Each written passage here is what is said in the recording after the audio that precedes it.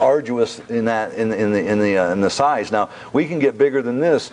Look what Reed and Nick did. They have a excavator. They put a strap around the item and picked it up and just set it into place. I mean, if you really get into it, you can make something big and pick it up mechanically and then put it in place. But I've always thought about the hand manipulation of pieces, so I try and keep them within reason.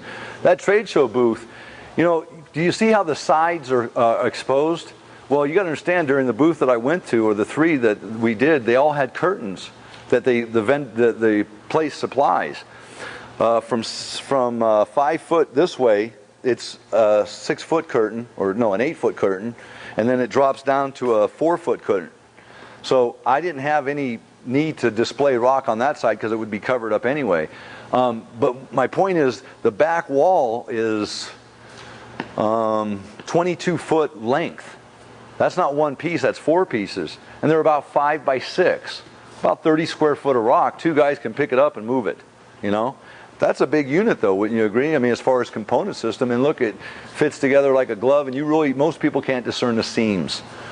We're going to talk about the seams on this when we start creating it. What I don't want to do generally is take a panel and just marry it right to here, because from your vantage point you can see that. Now, Ron, from where you're at, you can't. It's going to look fine, but that doesn't answer all equations. The reason for these is to take and make a rock that comes off at this angle. Even from their angle, they can't see into it. You follow me? So if you go back to what I said about the definition between rocks, you're looking for a split, a crack, a joint, where you've got a definition, a separation between rocks. And that's what we've put this here for, is to allow, first and foremost, you wouldn't be able to see through it. If it was right here and it just died into that and this one died into it, you'd see this back structure, where this one you're not going to. I guess without further ado, we should just start getting panels and cutting them. I'm going to let, let's see, Marcos and Daryl, just get me a couple of panels over here, and we'll start trying to discern what we want to do as far as marking it. One thing I did with this is a 3x5 pond as far as interior, so I'm trying not to motion too much into the pond, more out of the pond. Even that being said, like here, this is probably coming in a good 6 inches. Remember, I've got to recapture all this waterfall. Tomorrow, I want to fill this thing up and see how we've done. Do we recover all of our water? We should. This is the exact same unit that I've made at home. You know, mine's like this tall, and the pump size we're going to use on this is just a tiny bit smaller. I think we're using a 450 per hour. We're just looking for like a weeping wall, if you want to call it that. In general terms, I was about to grab a tape measure. Now, there are panels that we have that have curves in them. Actually, we have 90 corners. They made, using, 4 corners that we have, they made one of those bubbler rocks, plus you had a top. So 4 corners and a piece. But they were instant. They took corners and just put them together like that, and you got yourself a rectangle or a square, you know. I like the 5-sided. Yeah. Oh, yeah, 3. I got you. Yeah. Right now, it looks like I got probably, well, at the very base. You know what?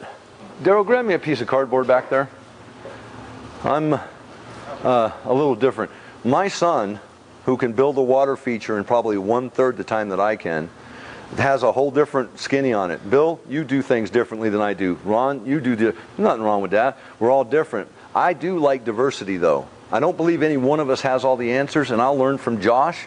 I'll learn from, I forgot your name because I don't have your name tag, that's right, from Joe here. And no, anyway, bottom line is I keep my mind open because I don't know all the answers. In my case here, I'm going to measure something. I'm going to try and, this has got an angle on it a little bit, so does that one. I'm going to try and go over there and measure this out onto a panel and cut it. I'm probably going to be too short, or maybe I'm too long and I've wasted some, an inch of this. Not that that's a big deal, but I try to be efficient with my use of materials. So what I've taken to do lately, which adds a step over that what my son does, is I'll try and make that measure here, make it and fit it in there and see if it works. If it works, then I'll go to the stone and cut it. It's just my thinking how to do it. Looks to me like we got 2 angles here. We're going to try and get this one and this one. At the very bottom, oh, you have that. Grab another tape. Just looks like we got 22 and 27 are the two extremes. Now I don't want a rock that does this, okay? But if I walk over there, invariably, you're going to find that I've got a rock that kind of does this, has a bulge in it. And that's kind of what more I'm after, I think, in this particular case. As I said, go 27 on the top and 22 on the bottom, kind of like this. And you should have a pretty good template. Oh, okay.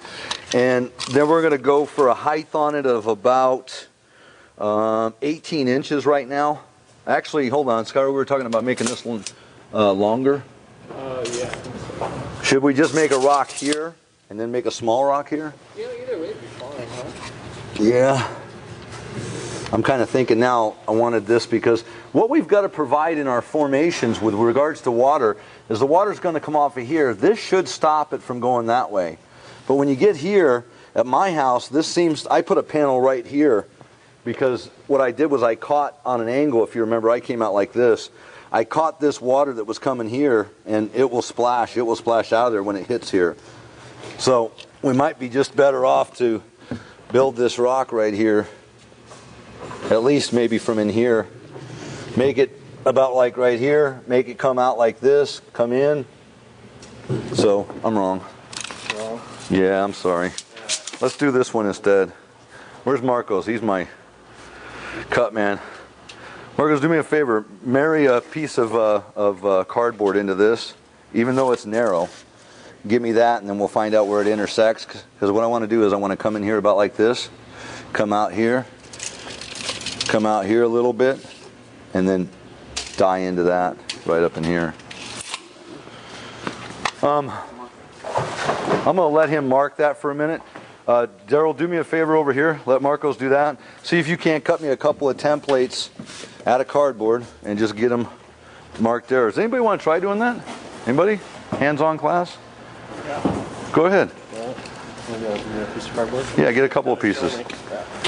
At the same time, while that's going on, I would like to do a couple of bubblers. Get some of those underway. We can get those cut and mudded together, tied together, I mean, at least. Try and come out here like this, bud. Oh, you're going to marry that one into there, that's right.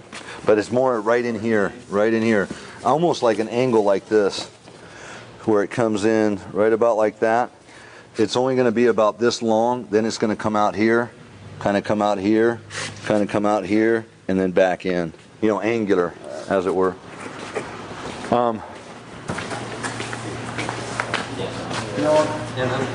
Yeah. When it's a pattern described linoleum, and when we make patterns like that, we just get that cardboard within an inch of it, and then just take the dividers. I did that too. Yeah. Okay. Yeah.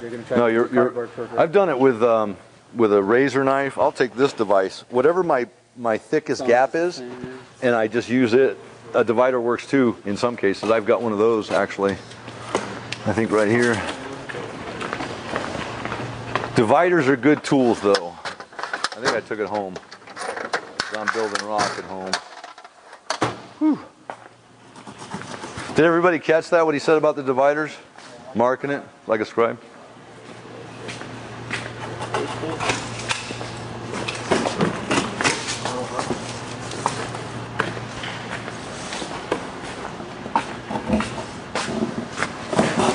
I'll say this, you know, in the time it takes to cut a panel precisely like this you would suspect that there's an unbelievable amount of time. There are a few rocks in amongst a project that become that way. It's not the majority. It's usually when you're fitting one rock to another that you've already built, but it doesn't take a large degree of time. And as in anything, when you first start getting going, you're going to be slower. In fact, you built 3 rocks. The first one was the slowest. By the time you were at the third, it snapped together a lot quicker. Suspectingly so, it would increase your efficiency or your ability to produce more quickly won't be in hand. What did you say something like this would go for? I figured $27.50 is the price that I was going to ask for it. As it is. No, finished. Totally finished with a pump. And the plumbing. What would this cost? Oh gosh. I wouldn't suspect... Right now. I would figure right around $500-600 in material, probably at the most. We get catalog, it has